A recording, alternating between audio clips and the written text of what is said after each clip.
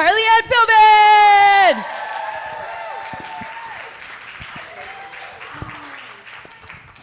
Annalise, everybody. I just want everyone to know that Zero lived a very beautiful, long life, and then Annalisa took his ashes and turned it into tattoo and has his ashes tattooed on her arm, just so you know. Oh, I wasn't expecting that to be a cute reaction. I thought people would be like, oh, that's weird. Just to release some tension. You okay? No. I know, she can really get you to love cats, and cats aren't that lovable. Okay. Cats are so lovable. Okay, so do you guys have time for one more story? It's mine. Okay. Oh, you stayed. My story is called Prayer. My internet password is all lowercase APRIL151997, April 15th, 1997. Why? Because that's the day a song came on the radio that would forever split history into before and after. That's the day Mbop by the pop sensation Hanson came out, and by the laughter I can tell most of you are over 35.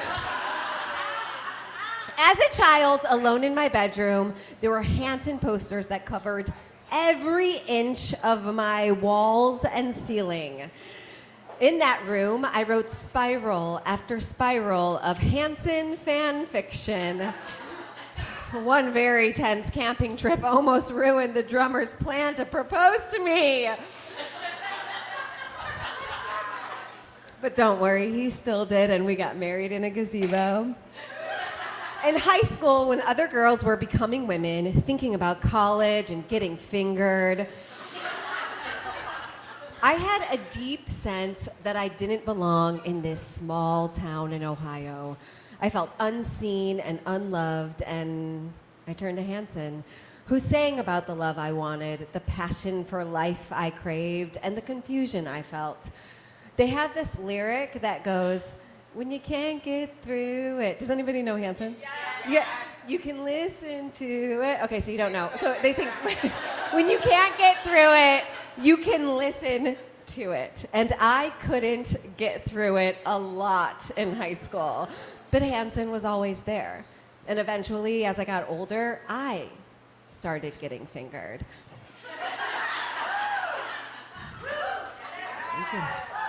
Twice? I took the posters down. I grew out of their tour t-shirts, but I never grew out of them. So to this day, I have seen Hanson over 21 times in concert, okay? And I'm not just talking about a little, like when I was younger, like in my 30s, I saw Hanson. And even though listening to Hanson live is like hearing the gospel for the first time, their concerts are cesspools of stress and anxiety with the hormones and pheromones of hundreds of horny and obsessive women. It's like being in an arena filled with people who are also in love with your boyfriend.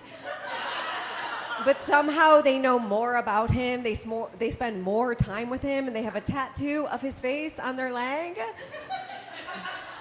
You'd be surprised how many women have faces of Hanson tattooed on their leg. There are no casual Hanson fans. There are only cutthroat groupies, and I was one. But there was something that ultimately made me inadequate as a fanson. I never met them. I had never looked them in their eyes and told them how much they mean to me. I'm 18, and I don't think that's gonna happen, especially because I'm about to move to New York and chase my dreams instead of chasing my band. But then I find out they're gonna be playing a special concert a few hours away from my hometown. This is it. This was the last summer I could still be considered a child. The last acceptable time I could blow off all my responsibilities in pursuit of a hug from Taylor Hanson. Jordan Taylor Hanson. He goes by his middle name. So fuck it. I'm not only manifesting meeting them, I am also determined to get first row. This is my last chance. I could elbow a little girl who still has to ask her parents permission for screen time out of the way to get to the front, and it would still be considered ambitious and not assault. As we drive to the concerts, my friends Lauren and Angela are as determined to meet them as I am. But we're off to a late start because my friend Angela had to give a guy 10 years older than her a goodbye BJ in the basement.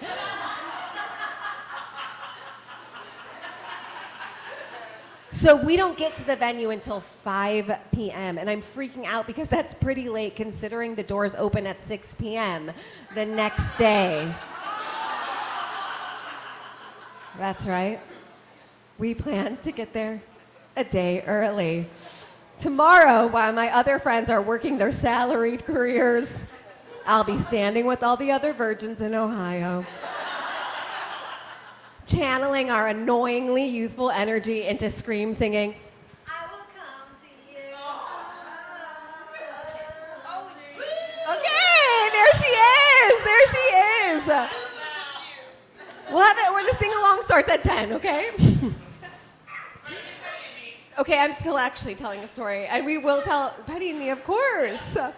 Why didn't you sing I Will Come to You, though? We can't. This is being recorded. Okay, so as we drive up to the venue, I still wasn't sure how I was going to pull off meeting them, but I know I'm early enough to get first row seats. And that's when I see the tents. There are actual camping tents lined up outside the entrance. So many tents, you think this was a campground on a bank holiday. Some people got there in the morning. Others last night, a full 48 hours before the start of the concert. This is Hanson. Hanson. I can't tell how many people are in each tent, and I wonder if I'm like totally fucked. A girl gets in line behind us, and I recognize her. She actually goes to my high school, but she's a lot younger than me, and I don't really know her that well. It's crazy to see a pedestrian in my little fantasy world, like seeing your high school history teacher at Victoria's Secret, which I did, and it was bad.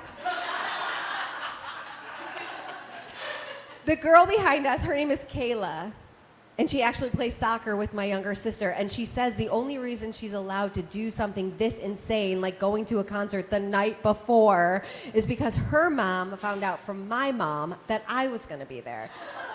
So she's super thankful to me, and she shares her snacks. And she shares her tarp, because it starts raining. It rains all night. So 5 young women who have jobs and homes choose to sleep on the pavement under a tarp to see a boy band. And I understand why the world hates America. The next morning, a radio DJ starts setting up to broadcast his show live from the line. Okay, so if Hanson is God, which they are, the backstage door is the pearly white gate, and the radio DJ is St. Peter. They have the power to make dreams come true with every caller, number 9.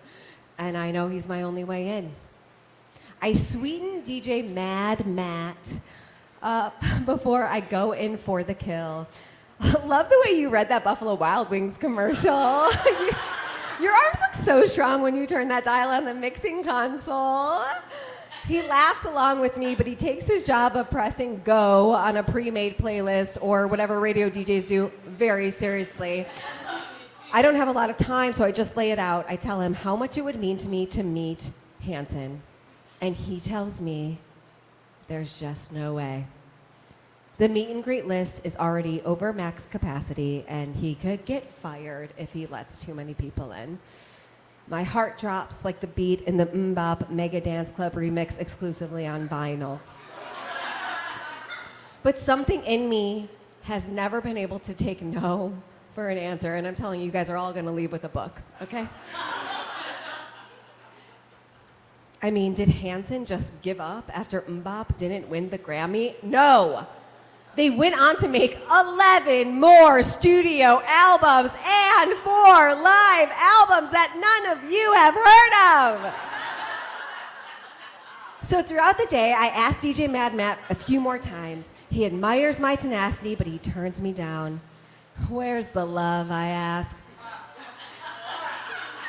A Hanson reference he doesn't get. He does, however, offer to have me as a guest on his live radio show. He hands me the mic, and I'm supposed to tell the listeners that my favorite Hanson song is I Will Come to You, but instead I say, I just want to say how grateful I am to DJ Mad Matt for giving me a backstage pass. And I say this on air. That makes it legal. He has to give it to me. But he grabs the mic back and he doesn't make eye contact with me. Fuck.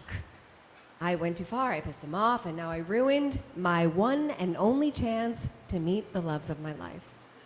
The radio show ends and he lines up all the meet and greet winners. As women in DIY shirts and homemade signs line up, my entire childhood flashes before me. The nights I fell asleep crying to Hanson ballads, the days I drive around blasting their music, dreaming of a life so different from the one I had. I'm filled with adrenaline, and I can't let it all slip away. I am a Fanson.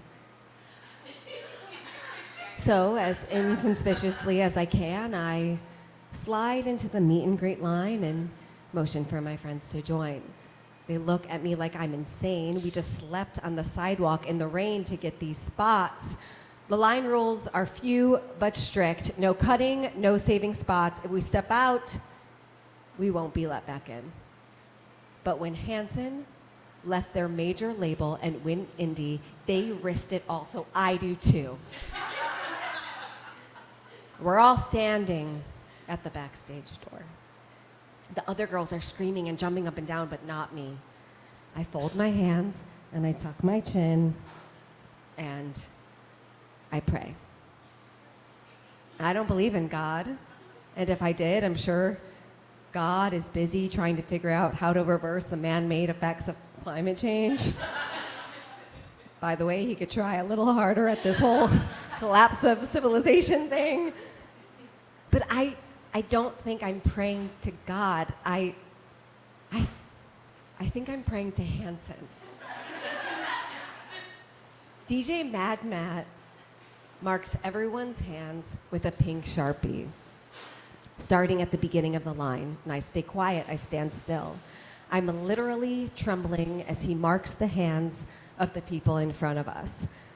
Then he sees me, and then he skips me, and he continues on down the line.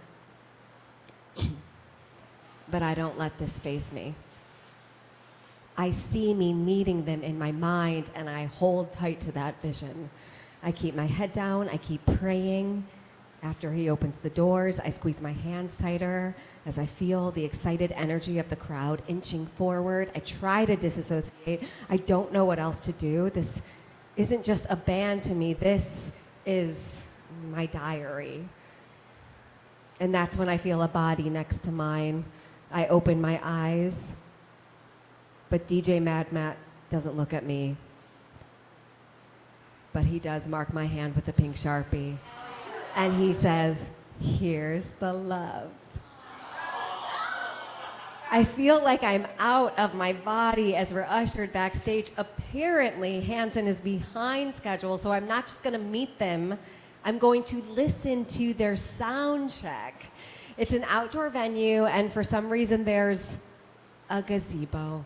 So I meet Hanson in a gazebo, just like my wedding.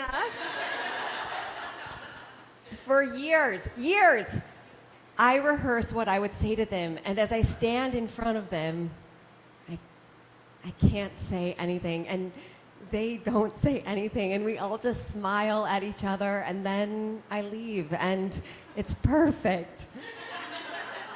We head back to the line just in time to see that people are being let in. I'll be in the last row, but it was so worth it. And then I see Kayla, the girl who was behind us who shared her tarp. She's waving her arms, she's gesturing for us to come back. Someone is telling her she can't keep our place, and this skinny little 15-year-old bitch screams, "Fuck you!" and smiles at me and lets me cut her. The tent people were so fucking pissed. I wish you could see their faces. And I hear everyone talking shit about me, but I don't see their faces because they're behind me. And then I listen to my favorite band play my favorite song from the center of the front row. I just think maybe there is a God. Thank you so much. I'm Carly.